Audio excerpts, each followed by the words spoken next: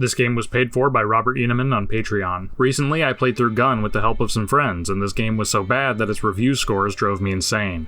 The following is a completely accurate summary of the campaign.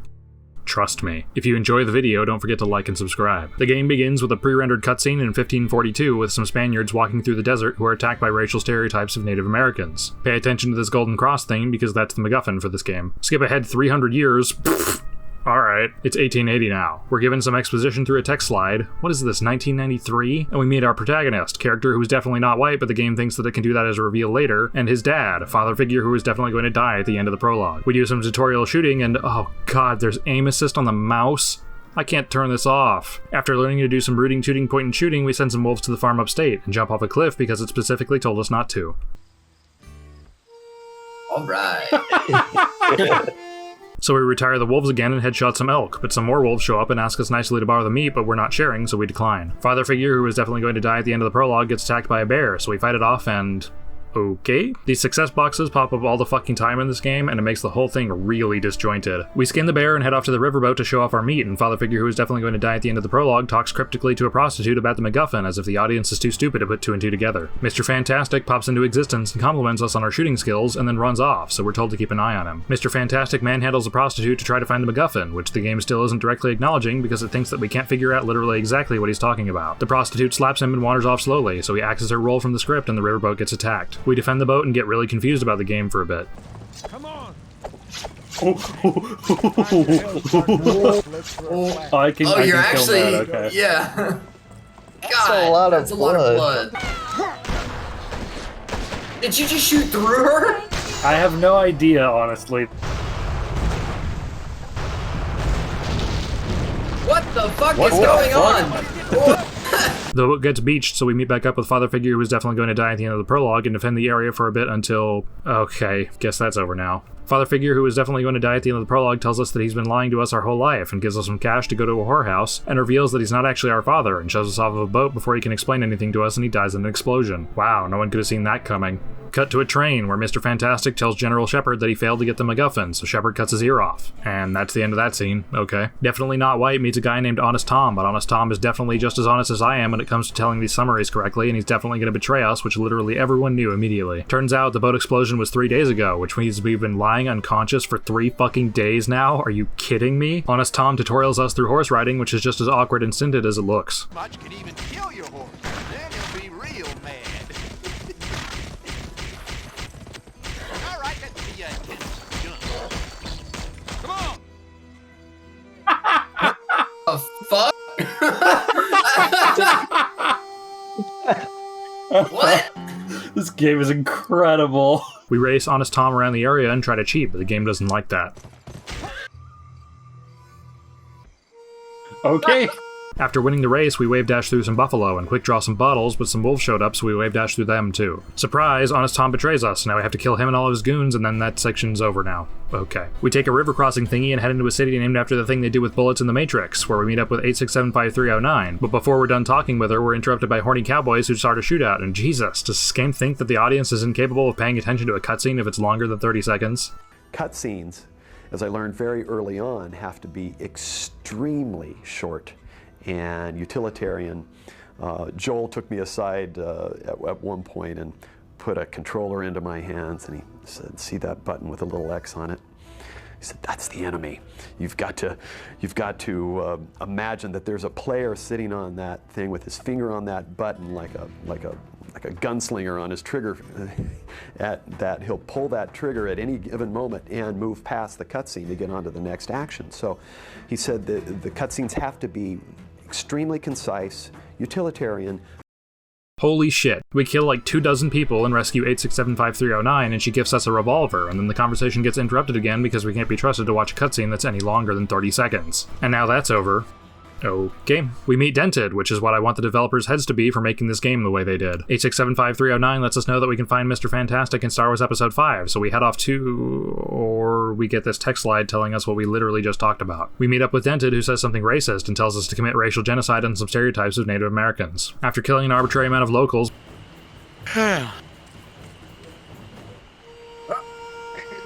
What? What happened? Oh my god, I have to do that again. Oh no. What the fuck is this game, dude? There were so many better games in 2005 at this point. What the fuck? Which one? Who recommended this to you? We never talked about it. God damn it! We meet back up with Dented and then have to go through the same thing again, but as a defense section this time. Dented lowers the last part of the bridge down and we're attacked by more Native American stereotypes. Could this be any less engaging? What? This game had like a good rating.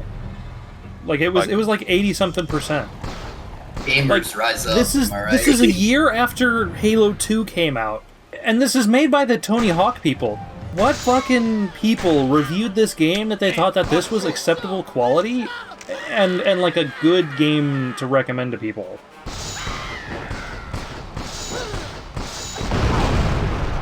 What the fuck happened? I killed all the fucking... Jesus Christ! And now I have to do this whole shit again! I fucking blew up the... Fuck! I hate this game! What the fuck? And I have to do it all again. Fuck this game, dude! Holy shit! So bad! We meet back up with 8675309 and have to defend her stagecoach for a really fucking long time so we can make it to episode 5. One of the stagecoach drivers gets shot and derails it, so now we have to defend the area for an arbitrary amount of time until they're done fixing it. The stagecoach gets fixed and now we have to sit on top of it for a turret section. And now that's over. I hate these. I hate this game. Why, Robert? We meet Hoodoo, which is his actual name in-game, the mayor of episode 5, who's dressed like a bad guy, and this game is so predictable that he's definitely going to turn out to be evil. The town is firebombed by some bandits, and that's the end of that cutscene.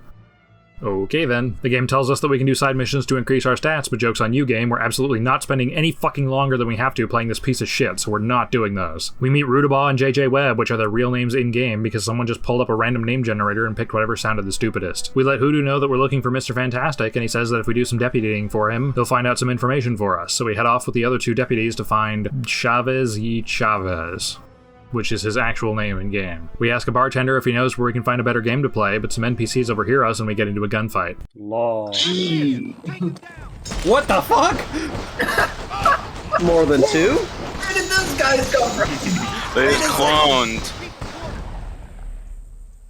Oh, hello? Sir? Okay.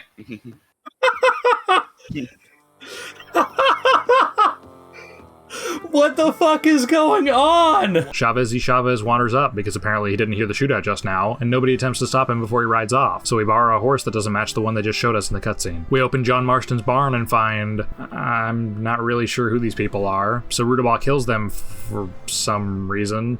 And then Webb plants a gun on them like they're trying to fool someone. Who are they trying to fool? They're the deputies, and the mayor is the one who lets them do this shit. Definitely Not White orders the deputies to stand down so he can arrest them, and they taunt him by asking him if he'll kill them in cold blood. But would it be cold blood if he literally just witnessed them murder 2 innocent people? It seems pretty justified to me in terms of Wild West logic. He's also deputized by the mayor. He's allowed to do that kind of thing to criminals. And then Webb and Rudabaugh immediately start a gunfight, so that argument was complete bullshit, because even if we didn't have the justification for killing them then, now we do, so we do. Definitely Not White confronts Hoodoo, but 8675309 is being attacked by Mr. Fantastic, so we put a pin in that conversation to go and save her, but oh no, the character we spent like 2 minutes with gets killed and Hoodoo knocks us out. General Shepard taunts us a bit and bitch slaps us before we get curb stomped and thrown into jail, instead of them just killing us right then and there, which they'd totally be able to get away with easily, because Hoodoo's the fucking mayor and we killed 2 deputies. Are they really too stupid to come up with a cover story that literally everyone in town would believe? We wake up in jail and meet the firebomber from earlier in Soapy, who is the smart character, which we know because he talks like an asshole. After agreeing to help the firebomber do some firebombing, we immediately break out of jail and borrow some horses to escape with, and kill the entire population of the town. We invent a hole in the wall to save Soapy, but then immediately part ways with him and head off to the bandit camp with the firebomber. Dollar Store Burt Reynolds recognizes us as one of Hoodoo's men and pulls a gun on us, but he finds a picture of father figure who died at the end of the prologue and calls bullshit when Definitely Not White tells him that he was his father because he was shot dead 10 years ago. Then we just skip over that little tidbit and go straight to scheming on ways to take down General Shepard. Okay.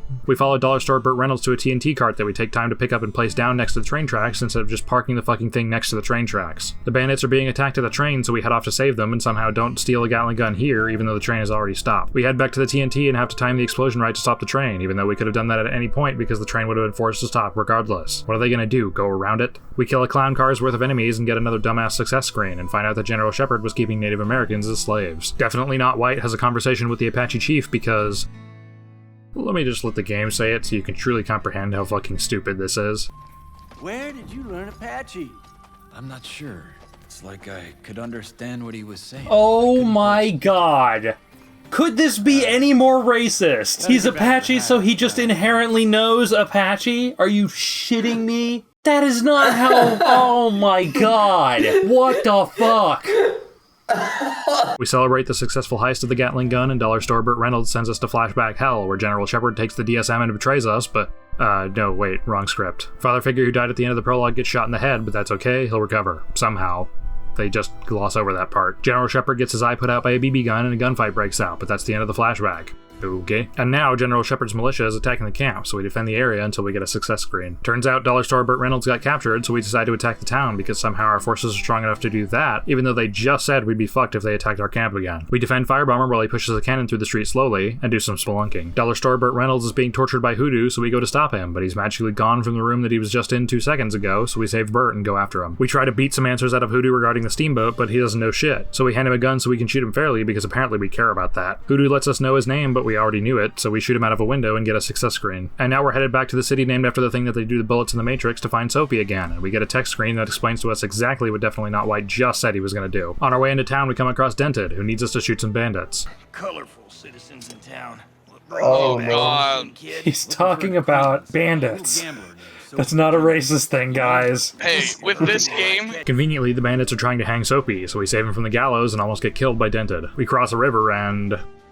that's it. Okay. Cut to General Shepard, who sends Mr. Fantastic after us to stop us from getting to the safe. We get captured by Rob Zombie and find out that he's got Father Figure who died at the end of the prologue's gun. And then we immediately escape by freeing a bunch of Native Americans because literally no one is watching us. And now we have to do a forced stealth section, which is worse than you think.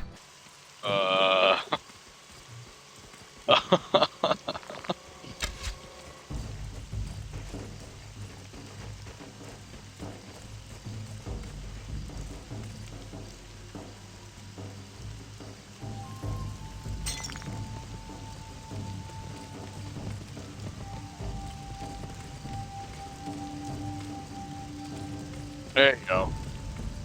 Gotta love this, gotta love pathfinding. I have a fucking horse! Oh my god. What a fucking stupid game. I bet if you get off your horse to talk to them, it's gonna say you failed.